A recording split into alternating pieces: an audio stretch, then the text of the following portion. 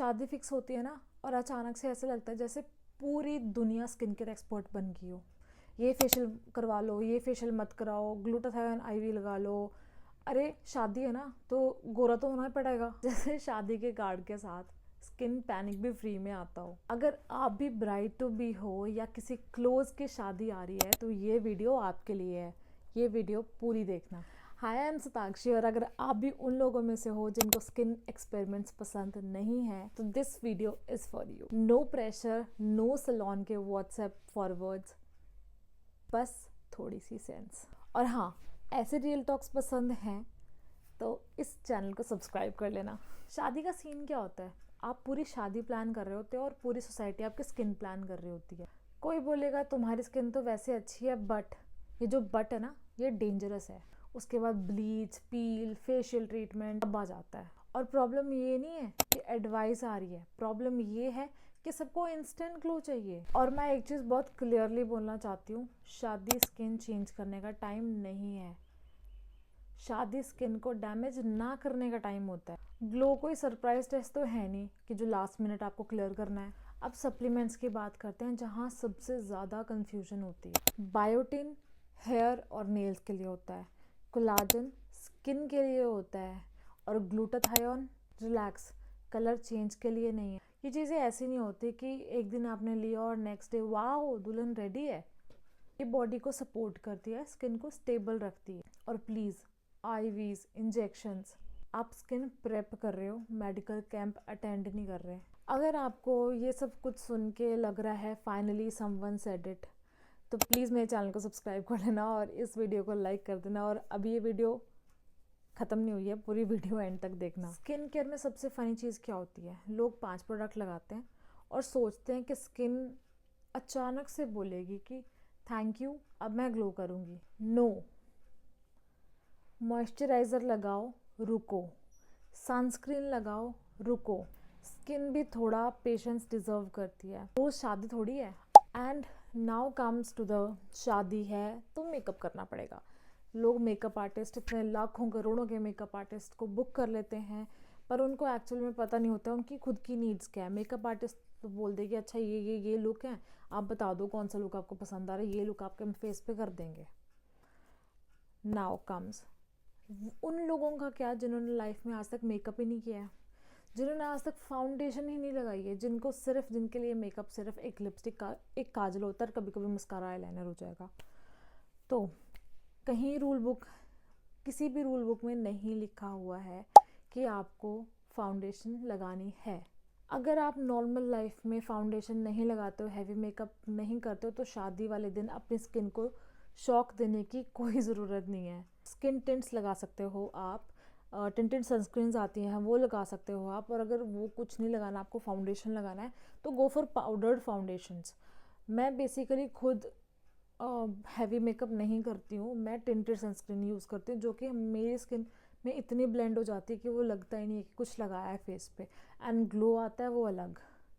तो आपने बहुत सारे सेलिब्रिटीज़ देखा होगा जिनकी शादी हुई और उन्होंने बहुत मिनिमल मेकअप किया हुआ था। तो आई नो आपको रेड पहनना पड़ेगा, आप वाइट और ऑफ वाइट में नहीं जा सकते हो, बट मेकअप आपकी चॉइस है। 16 श्रृंगार के बाद अगर आपको कोई चीज़ लगानी है तो वो आप ऑप्शनल दे सकते हो। देर इज़ नथिंग लाइक कि आपको हैवी फाउंडेशंस लगाने ही लगाने हैं। नहीं हो आप कंफर्टेबल, मत करो। शादी वाले दिन कोई एक्सपेरिमेंट नहीं करना है। अब मैंने जैसे आपको खुद बताया कि आपको बायोटिन गमीज़ वगैरह लेने हैं, कोलाजन लोगे, आप बायोटिन लोगे, ग्लूटाथायोन लोगे, ग्लूटाथायोन भी 10 दिन लोगे, उसके बाद छोड़ देना, फिर 10 दिन ले लेना, ऐसे करके। तो जब आप लोगे, आप प्रॉपर स्किन की केयर करोगे तो ग्लो आपके अंदर से आएगा, आपको हैवी मेकअप की ज़रूरत ही नहीं पड़ेगी। हम फाउंडेशन क्यों लगाते हैं? ताकि हम अपने स्किन का टेक्स्चर और स्किन इसको छुपा सकें। जब आपके स्किन में कोई फ्लॉ नहीं होगा तो फ्लॉन्ट तो कर लो यार। नाउ कम्स शादी के पहले के ट्रीटमेंट। तो शादी के पहले लोग करवाते हैं ब्लीच करवाते हैं, अपने पूरे पैक्स बनवा लेते हैं कि शादी से इतने महीने पहले आपको ये वाला फेशियल कराएंगे, उसके जब इतने दिन रह जाएंगे, इतने हफ्ते रह जाएंगे तो आपको ये करवाएंगे, बिकिनी वैक्सिंग कराएंगे, प्रॉपर पूरा शेड्यूल बना होता है लोगों का। अब मुझे एक बात समझाओ आप कि आप अपने फेस पे ब्लीच करवा रहे हो, आपको इंस्टेंट ग्लो चाहिए, चलो मान लिया आपने इंस्टेंट ग्लो के लिए आपने ब्लीच करवा लिया, इंस्टेंट ग्लो आएगा, बिल्कुल आएगा। उसके साथ में क्या आएगा, बहुत सारी रेडनेस, बहुत सारी स्किन सेंसिटिविटी, आपकी स्किन कंफ्यूज हो जाएगी। आपका जो स्किन बैरियर है, जिसके बारे में पिछली वीडियोस में बात कर करके थक गई, आपका वो कंफ्यूज हो जाएगा, स्किन बैरियर कंफ्यूज हो जाएगा, वो इतना वीक हो जाएगा कि मतलब आपकी स्किन ख़राब होना शुरू हो जाएगी। आपको उस टाइम पे पता नहीं लगेगा, एकदम से पता नहीं लगेगा। फिर जब आप नॉर्मल अपने रेगुलर क्रीम्स और सनस्क्रीन्स यूज़ करोगे, आपको वो भी जलना शुरू हो जाएंगे। सो आप ब्लीच अगर आप करवाते हो, यूजुअली करवाते रहते हो, तो आप कंटिन्यू रखें। आई एम नॉट सेइंग कि आप उसको हटाएं, बट अगर आप फर्स्ट टाइम कुछ ऐसा करने वाले हो, अपनी स्किन के ऊपर एक्सपेरिमेंट करने की सोच रहे हो, तो you can go for D tanning. आप ब्लीचिंग ना कराएं, डी टैनिंग करवाएं, आपकी स्किन आपको थैंक यू बोलेगी। डी टैनिंग करवाइए, इंस्टेंट ग्लो नहीं चाहिए, क्योंकि ये तो वैसे भी यार जो चीज़ एकदम से आती है वो एकदम से जाती है।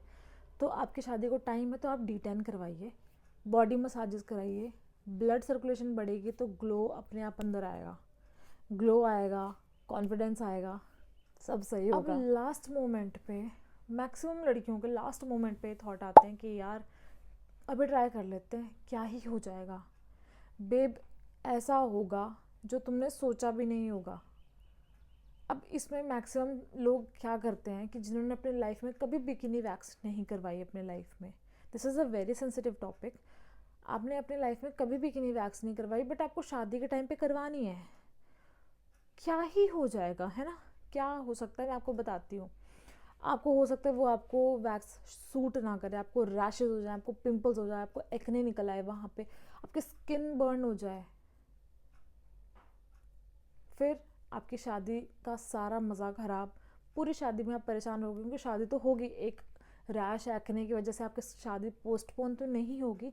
तो आप ये जो थॉट है कि लेट इट बी, करवा लेते हैं वैक्सिंग, वो ना करवाएं। आपको करवानी ही है तो कुछ मंथ्स पहले आप ट्रायल ले सकते हो कि आपको सूट करेगा कि नहीं करेगा, बट शादी से कुछ दिन पहले, एक दिन पहले जो आप बात बोलते हो ना, ट्राई कर लेते, क्या ही हो जाएगा, मत बोल बहन। चाहे बिकिनी वैक्सिंग हो या कोई ट्रीटमेंट, कुछ भी शादी से पहले एक्सपेरिमेंट नहीं करना है, नहीं तो स्किन बोलेगी एक्सक्यूज़ मी, मैं पहले बताती ना कि मैं रेडी होती। अब बात करते हैं ये सब कुछ आपको कब शुरू करना चाहिए। चलिए आपकी शादी फिक्स हो गई, आपकी शादी में अभी हैं 5-6 महीने, आपने ग्लूटाथायोन और ये कोलाजन बायोटिन से 1-1.5 साल पहले नहीं शुरू किया है, तो आप 5-6 महीने पहले भी इसको स्टार्ट कर लें, कोई प्रॉब्लम नहीं है। जब तक आपकी शादी आएगी तब तक आप में बहुत सारा फ़र्क आ चुका होगा, आपकी स्किन ऑलरेडी ग्लो कर रही होगी। वाटर इनटेक आप सही रखें। सिंपल आपको क्या करना है, बेसिक चीज़ें रखनी है, सिंपल रूटीन रखनी है और कंसिस्टेंट रहना है। ये नहीं एक दिन आपने बायोटिन खा लिया, अगले दिन भूल गए, फिर 2 दिन कंटिन्यू कर लिया, फिर भूल गए, नहीं, कंसिस्टेंट रहिए। आपकी बॉडी को शॉक मत दीजिए। ग्लो स्ट्रेस से नहीं आएगा, ग्लो तब आएगा जब आप ओवर थिंकिंग बंद कर दोगे। एंड लास्ट बात, शादी है या कोई भी फंक्शन, आप खुद ब्राइड टू बी हैं या किसी की शादी अटेंड करने वाले हैं, तो शादी से 7 से 10 दिन पहले अपने साथ कुछ एक्सपेरिमेंट ना करें। जो पिछले हफ्तों से, पिछले महीने से चलता आ रहा है, सेम वही चीज़ को फॉलो करते रहें, वही चीज़ अपनी, वही रूटीन, सेम रूटीन रखें। क्योंकि जब स्किन काम होगी तो कॉन्फिडेंस अंदर से आएगा, और जब कॉन्फिडेंस आएगा तो ग्लो तो अपने आप आएगा ना फेस पे। याद रखना, ब्राइडल ग्लो प्रेशर से नहीं आता, ऑलरेडी बहुत प्रेशर है यार, इसको क्या देना है, किसको इनवाइट करना है, किसको नहीं करना है, वो बुक करना है, केटरर से बात करनी है, बहुत स्ट्रेस होता है ऑलरेडी। तो वो स्ट्रेस को अपने पास रखो, और ये जो स्किन के एक्सपेरिमेंट वाले स्ट्रेस है इनको भगाओ यहाँ से। स्किन काम रहेगी, अपने आप ग्लो करेगी, अपने आप सब सही रहेगा। अगर ये वीडियो थोड़ी सी भी रिलेटेबल लगी है तो सब्सक्राइब कर लेना। हम यहाँ पे स्किन के साथ साथ शादियाँ भी बचाते हैं।